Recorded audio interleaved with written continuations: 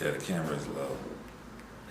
It looks fine. This is like what adults look like to children. Hey, you got another F on your report card. Pew pew, everybody going down. Pew pew, everybody.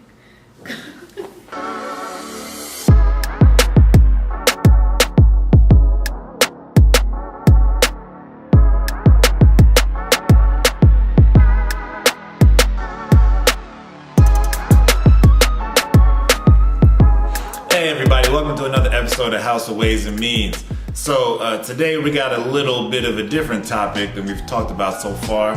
This one's a little controversial for some. It shouldn't be, honestly, but it seems like I'm looking around on Facebook and Instagram, and this is like a topic that keeps coming up.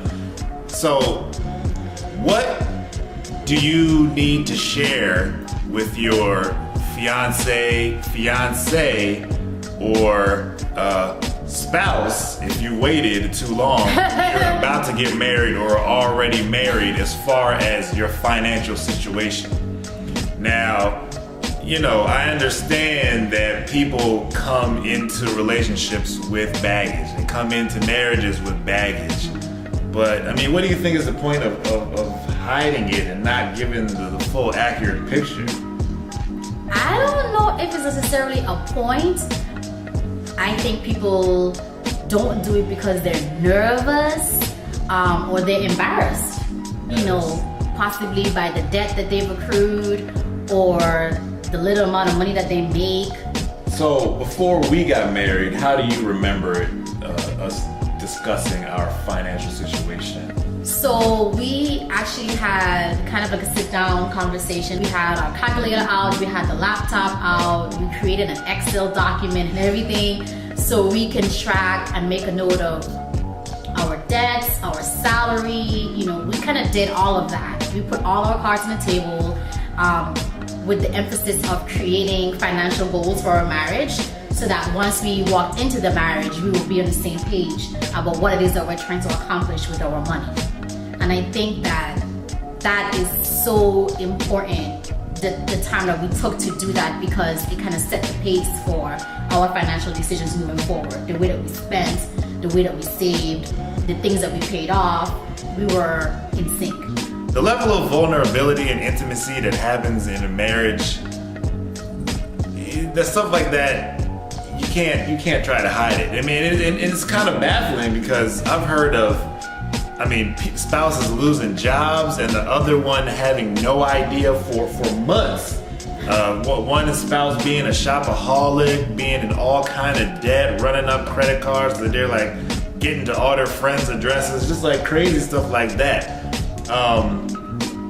So I guess let's talk about a few things that are absolutely imperative. So we're gonna break it down into 3 quick categories of different things you need to share, preferably before you get married. Yes. And I think if you follow these steps, then you'll put yourself in a much better financial situation, first of all, and at least a situation where everybody has all the information they need going forward, and you can put together mutually decided upon financial planning. So the first thing that you should discuss prior to marriage is salary. Why is that, Means? Well, I mean, if you don't know each other's salaries, then how can you budget? I mean, the budget is going to be the basis for how you go about, you know, reaching the goals that you have. I mean, and they could be different for everybody. I mean, like we said, we wanted to pay off our school debt. I mean, some people want to save for important trips that they have. They may have goals of traveling. They may have goals of buying a home if they don't already have one. So, I mean, having a budget is the first way to go about doing that. And the first way to go about setting a budget is knowing what you have coming in. So, you know, why do you think that some people may want to hide something like that? Well, because people may be embarrassed by the amount that they're making. People, you know, are ashamed that maybe their partner is making more and they should be making more. Or maybe people don't want to share that perhaps they lost a job recently, or by living by themselves, maybe they are in debt, you know, and they don't want to reveal those things to their spouse because it may not necessarily be indicative of their spending behaviors, or it may be, and they're afraid to hide, you know, to show that as well. It's really difficult for people to really be vulnerable financially. Yeah, I mean, I can see how, as a man, I can see how you might not want to make less than your female spouse just due to insecurity and, I guess, societal pressures. I mean, now, obviously, if you're like a teacher and your wife is a doctor, I mean, there's no expectation that it's even possible. You just have to be, you know, just have to thank God that you got yourself somebody with a quality salary. But yeah, I mean, it shouldn't be on no superficial type of stuff. I mean, if you think that somebody's going to not want to be with you because you don't make enough, then you're probably better off, all right? Not being together. Number 2, we're gonna talk a little bit about debt. A lot of people have gone to school. A lot of people, I mean, maybe you didn't go to school, but you made some bad decisions at a younger age, and you got yourself into a lot of debt, maybe on credit cards. And I think the one that ties closely together with this is credit. So like credit and debt, you know, you kind of lump those together. I mean, I know I can imagine people feel probably some shame for feeling perhaps that, oh man, how could I have been so dumb? And how do I get myself in this position when I should be such a smart person? Or, you know, I mean, some of the things that you can't even help perhaps. I mean, maybe things happen with your family, or maybe there was some emergency situations that you got yourself into. But you really got to come clean in this case. You can't have one hand not knowing what the other hand is doing. Yes. Especially when it comes to debt, because debt and credit, that decides or informs so much of how you can go about making some of your future decisions as far as large financial purchases.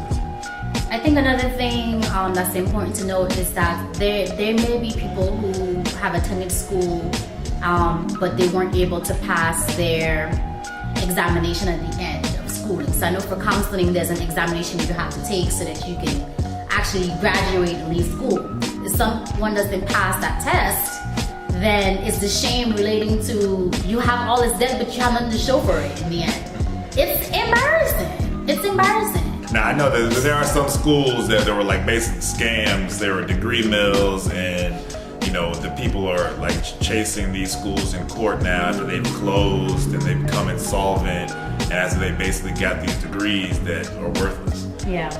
But you know, like again, this is something you have to share with your future spouse or your spouse. So the third one, I think, is something that people don't think about as much, but it's really something that's important, and it indirectly, not even indirectly, very directly could affect your financial situation, and that is your health history. So that is to say, if you have any chronic health issues, long-standing health issues, perhaps you have certain medications that you have to take on a regular basis just to maintain your health, and then also the family history of health as far as what genetically you may be predisposed to. Yeah. So, I mean, why do you think something like that could be so important going into a marriage? So it just might affect the healthcare plan that you may select. And as you know, there's various costs to these plans, and something that you would prefer to purchase may be off the table because you may not qualify for it because of these pre-existing conditions in your family. Yeah, and like you said, I mean, you definitely want to be talking to your benefit counselor through your job because, you know, we typically do like HSA that you have to pair with a high deductible plan. The thing about a high deductible plan is you're really kind of betting that you're not going to need any specialized care throughout the year because you're so far away from that minimum deductible where everything gets covered. You basically have no co-pays until you reach this minimum. Yeah. So you might not want to play that game. Now, I'm not a benefit professional, so, you know, and the specifics of the plans you may have available to you are outside the scope of this video, but you definitely should be talking to your benefit counselor about your specific situation because maybe your job has a plan that's better geared to someone who has regular health issues that occur throughout the year versus somebody who is just going to see the doctor once and getting a physical. So I guess in summation, if you are in a position in your relationship, at a point in your relationship rather, where you feel like this could be the one, this is the time that you ask those questions, because financial issue is really one of the top 3 reasons for divorce. And if your financial issue and your financial situation isn't discussed and placed on the table, you don't even create an opportunity for you all to make a plan so that it can still work. Yeah, so it's way better to know this ahead of time than finding out down the line when you're all ready to buy a house or to get another car, and you just get hit with this. It can create a lot of friction. So if anybody's struggling with this question, the simple answer to the question is, as much as you can share. Don't hold anything back. Have the hard conversation up front and just get it out of the way. But if you just can't, at least take at least one of the 3 things we suggested. You got to start somewhere. Start somewhere. Start your marriage off on the right foot, financially. The financial right foot. All right. All right, I hope this video helped you guys out. If it did, give us a like, subscribe to the channel, and we'll talk to y'all later.